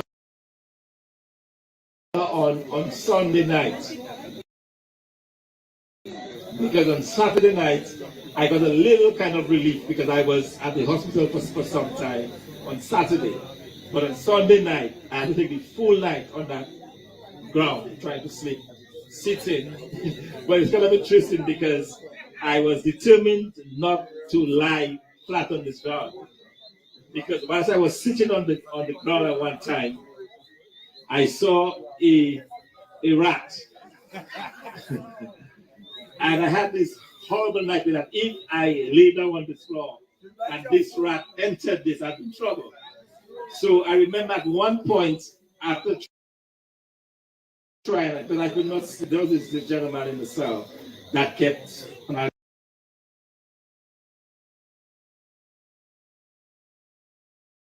talk about it in a little bit in a very funny way, jokiness. But he kept, making noise. Not annoyed, but I was happy because his noises kept me awake. But at the same time, I could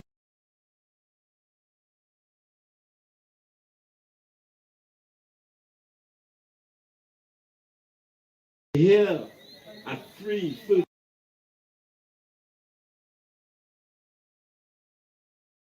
4 o'clock in the morning, there were people outside of the police station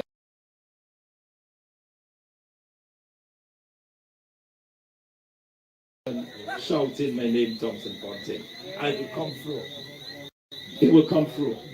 So there was this.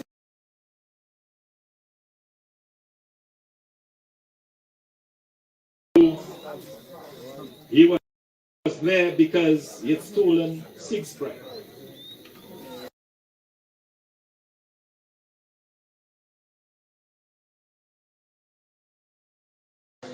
Six loaves of bread worth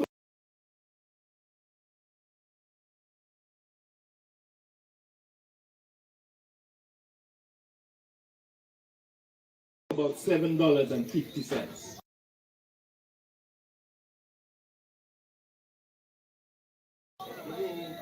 And this gentleman has been punished over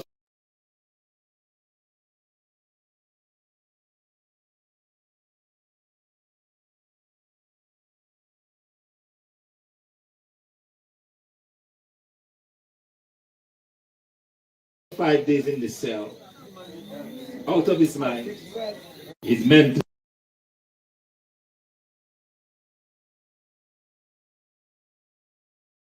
Did you really steal the 6 bread? He said, "That man lie, not 6, man. 5, The 6 one I was rolling one the bread."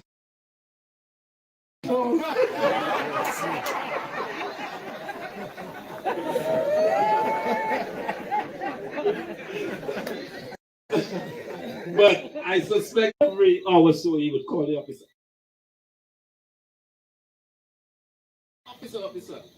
When he was tired, he said, "Officer, look."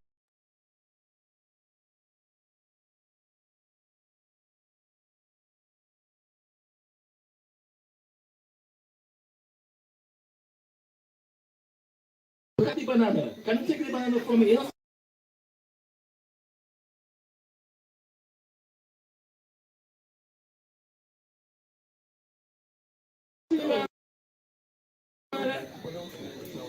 Then at about 3 o'clock in the morning, I am saying, Master,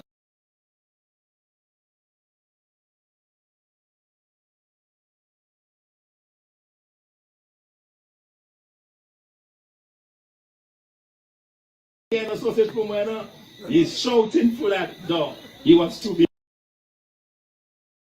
in a sausage because he's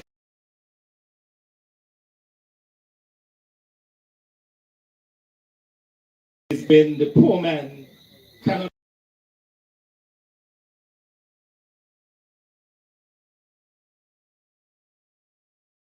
can no longer take the bread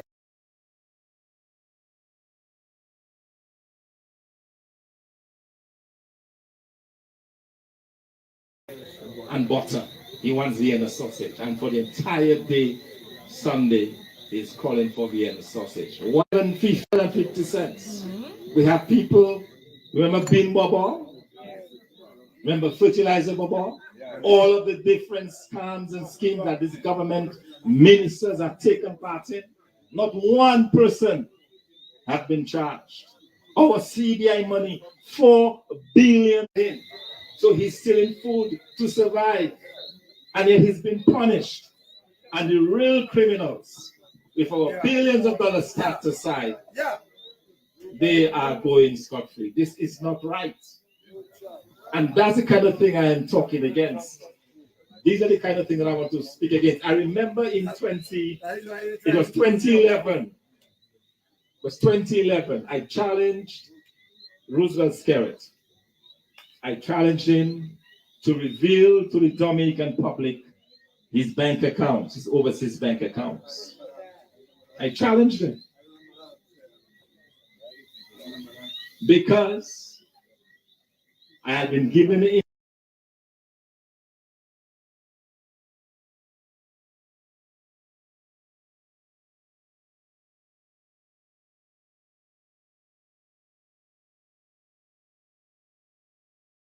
insight into those bank accounts. Whilst I was at the IMF,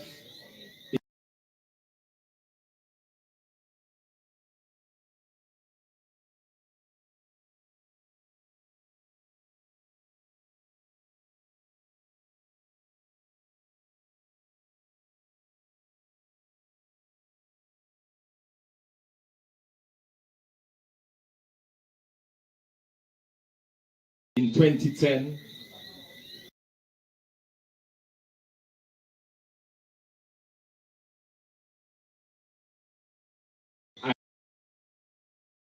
I was granted special leave on the offshore sector in the Cayman Islands. So I knew what I was talking about.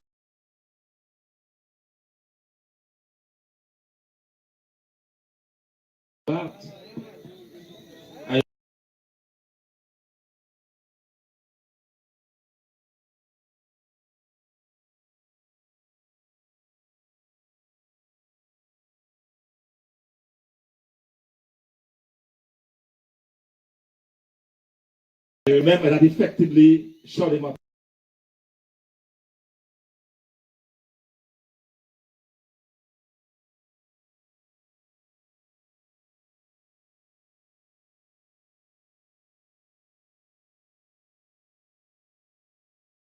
At the time, because he knew that I knew.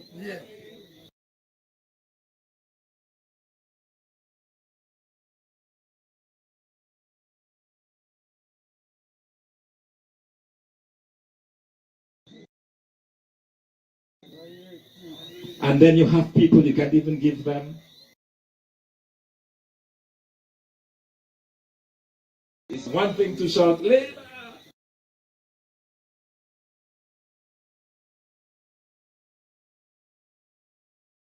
It's one thing to shout that.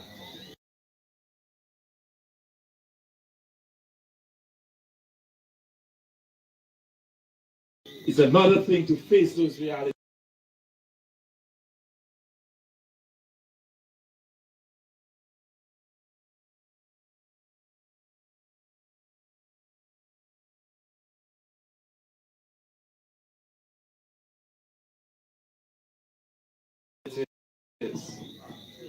And these are the kind of things that I want us to reflect on. Why it is that now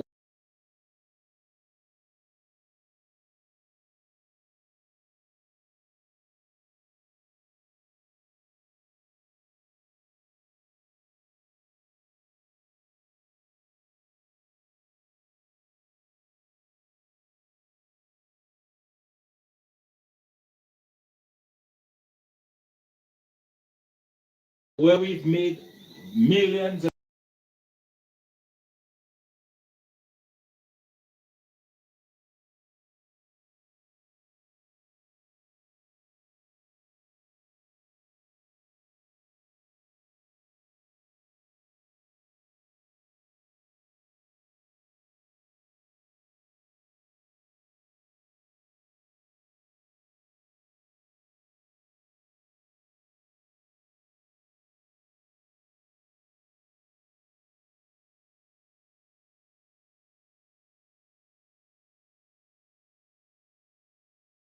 and create problems for everybody else. So why can't we focus? Why can't we use some of those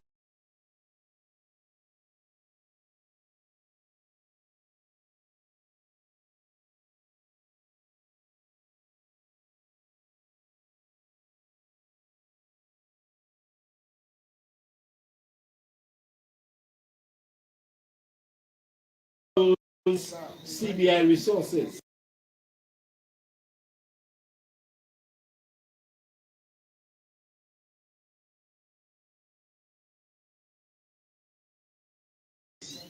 To build up some things, furniture shops. That is if we can work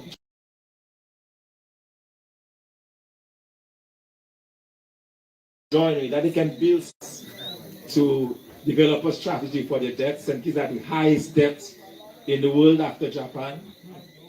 I went in there, they gave them a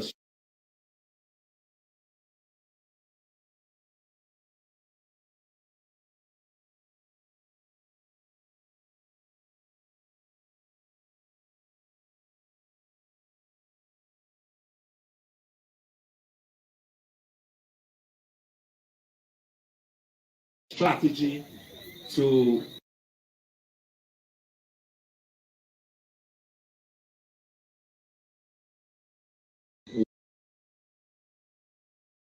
work that they could develop. We gave an increase of 0%. I'd never been known that 0% was an increase. In all my years,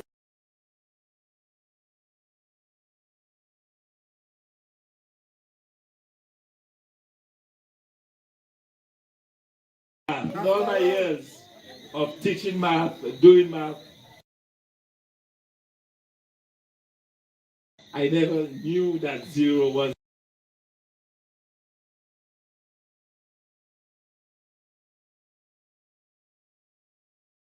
an increase until I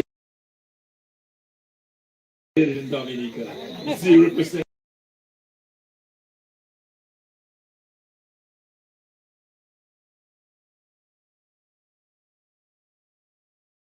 Increase.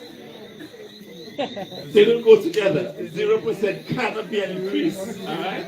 0% is just that zero. Bishop who was there and the minister advising the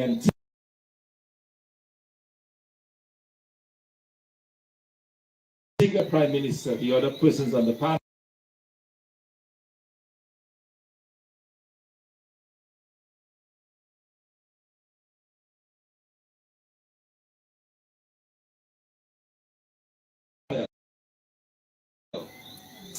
And both in Antigua and Grenada, they were talking about what they were doing in terms of giving the high prices and nothing like that in Dominica. Nothing. We went through a whole COVID pandemic. No stimulus package for a country that is making millions and millions and millions of dollars. And I think something. No tell them, man. No tell them. It must be that we are suffering from feminist. No tell them. We don't teach.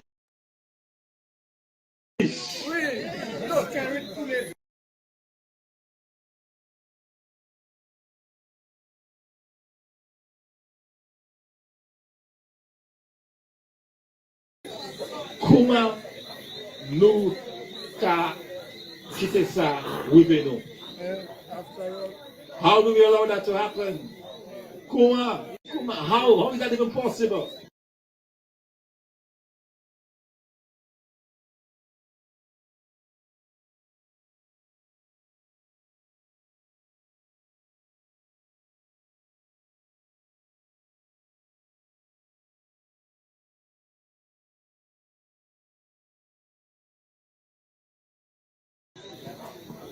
So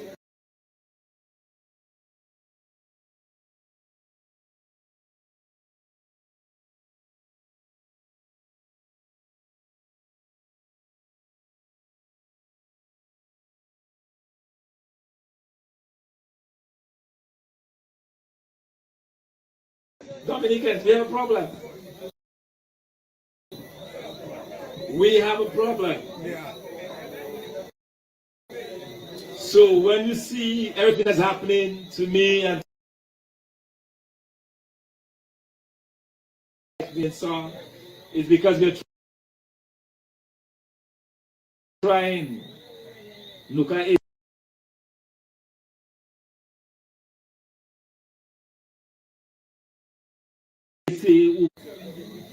If people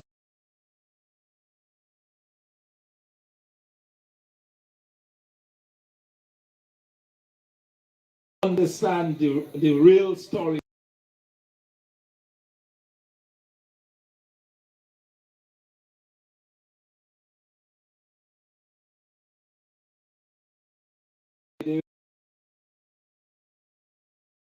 they will think differently, and they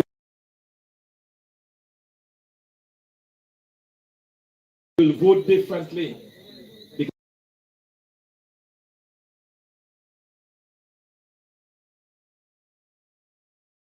Because some people have said that it's only a certain group, not really, that was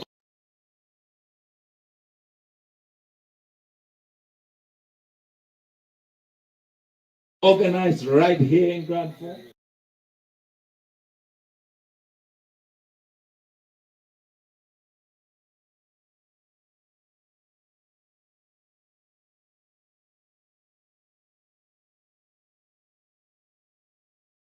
By Bala.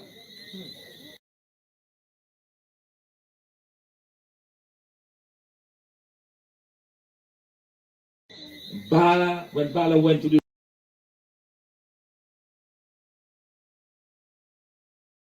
Rosary Estate with his group,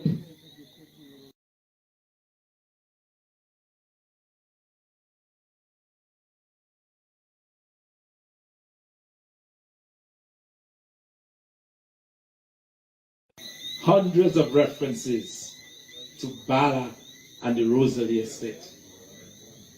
Newspapers in Philadelphia, in North Carolina, in New York, in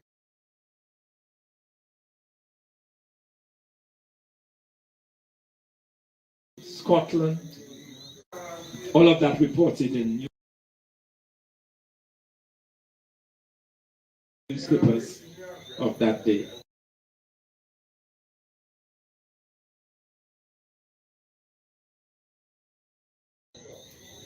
And now we there as if we said a government rolling over us, walking over us, and we just there taking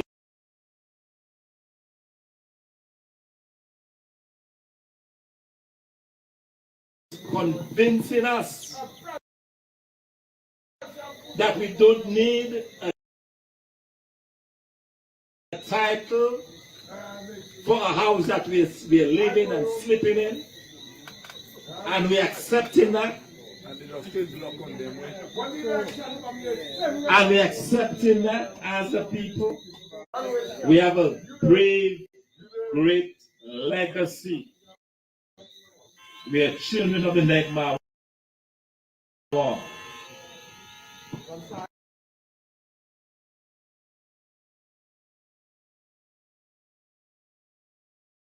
We will never people like this. So let us think for ourselves. Let us push back against, let us in fact demand more from our government. And I will tell the people of Grand Forks, those of you in particular that have been privileged to get those apartments, even if you do not believe that it's a good thing for you to have the ownership, it is a good thing for you. Because this is called wealth creation. What will happen with that things that you can do with it? When you have ownership to it, it belongs to you. You can pass it on to your children, or to your grandchildren, or to your niece, or to your nephew. There are things you can do with it because it belongs to you. So don't sell yourself short. You know, let us continue because, as I said, it is not their money, it is your money. It is our money that has built it. So let us think about that. I mean, there were lots of things I would like to talk about and tell you about, but I think I've bored you enough for tonight. And I want to thank you again for coming and continue to believe, we are stronger together. And let me remind you of this as well. When we work together, we cannot be defeated. You've heard the saying that united we stand, and we move forward, and we go forward always. But if we allow ourselves to be divided, we can't go anywhere. So let us rise, let us build, and let us move forward. Thank you, Dominica. Thank you, Mr. Bradford. Thanks again for those listening online. Thank you. Just let me give a quick explanation for housing. In 2001, I went to Trinidad to do some work with a Canadian company on this same type of housing that was constructed by Eric Williams in the 1960s. And when Pandey took office in 2001, he asked for this consultancy. He was actually offering the people the houses for $1 because of the problems that this type of housing had. You know what the Trinidadian people told him? They did not want it for $1. Because after all those years, the houses had deteriorated so much that if they had taken the burden of buying it for $1 at this time, they were actually going to put a burden on themselves. So they left Pandey with the houses, and they have a problem even up to this day, trying to find out. Because you know why? When a light bulb goes bad, they go to the government to replace it. So I just want, this is something that I explained to the government when they were having the town hall meeting in Riviera Street. I told them that this type of housing in rural communities like Grand Fort is not suitable. But enjoy it while you have it. But be careful that if you do not put the systems in place, later will be worse because the value will not go up. Anyway, I just wanted to make this clarification. Sewage problem. Sewage problem in them. So, closing remarks, I'll ask Washby.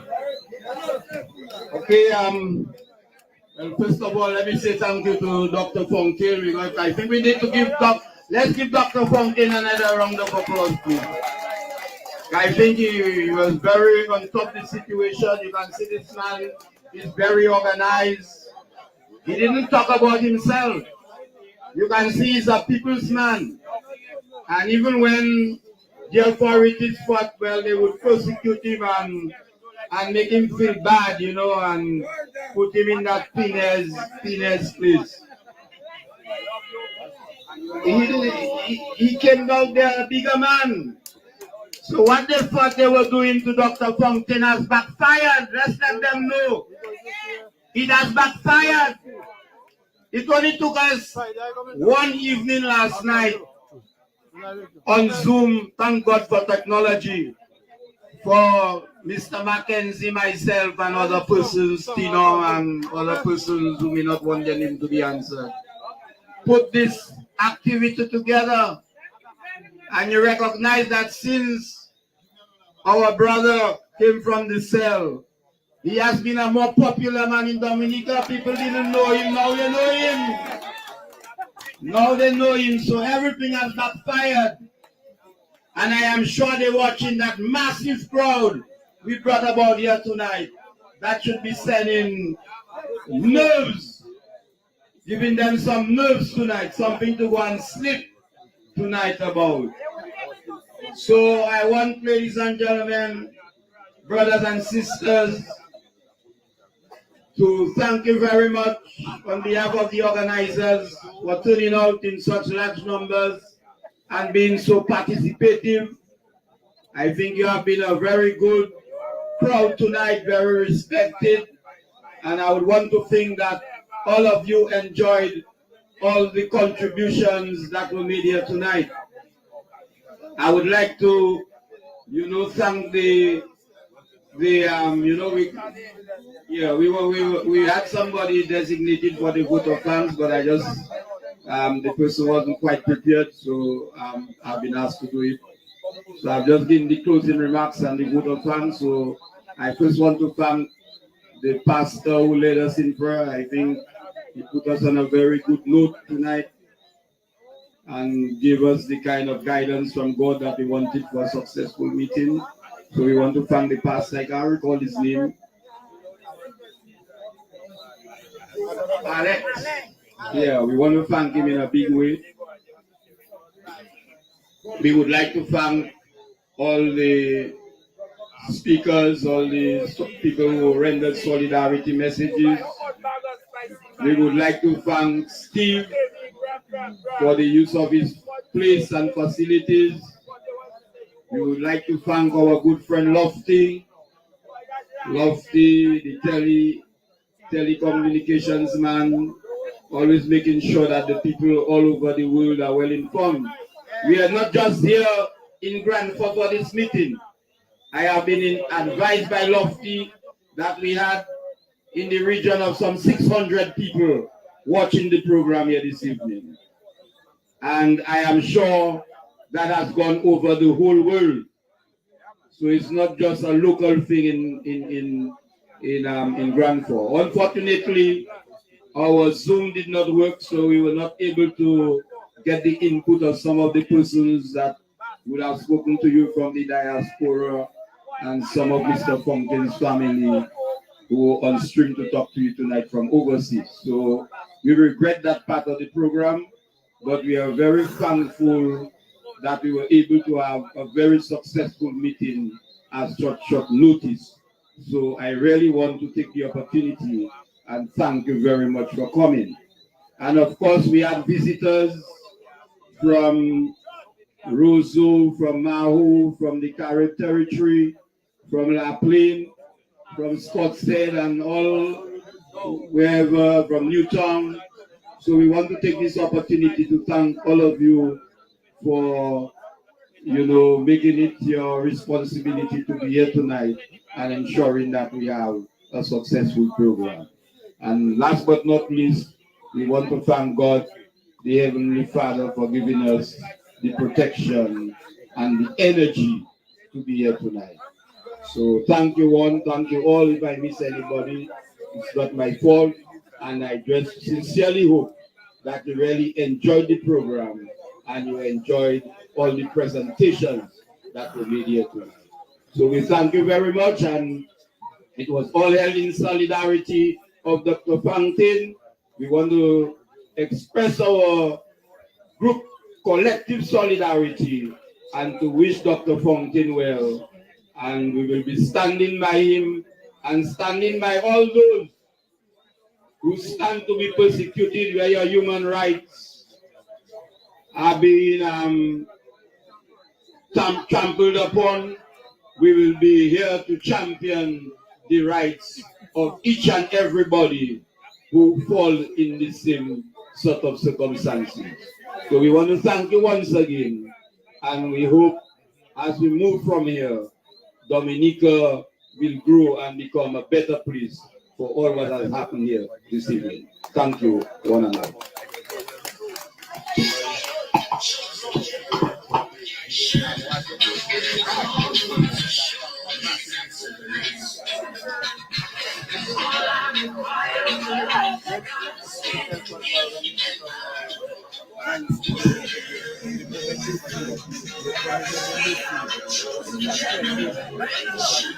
Hello, thank you very much.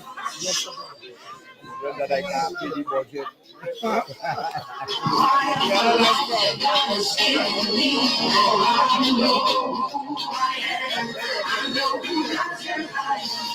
Nobody says I am.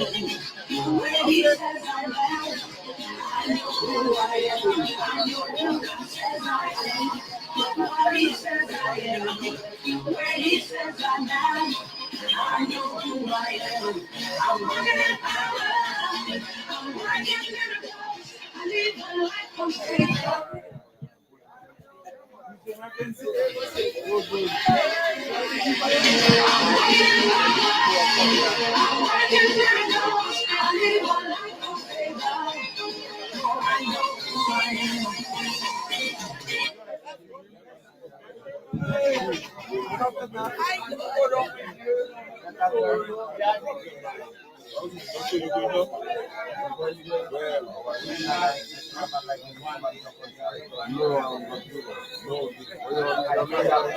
I know.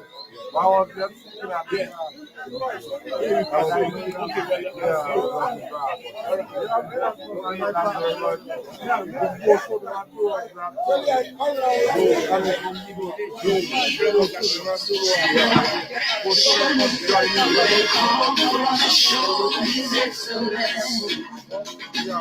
All I require for life, God is keeping me. I know who I am. I know who God says I am. What He says I am. When He says I am.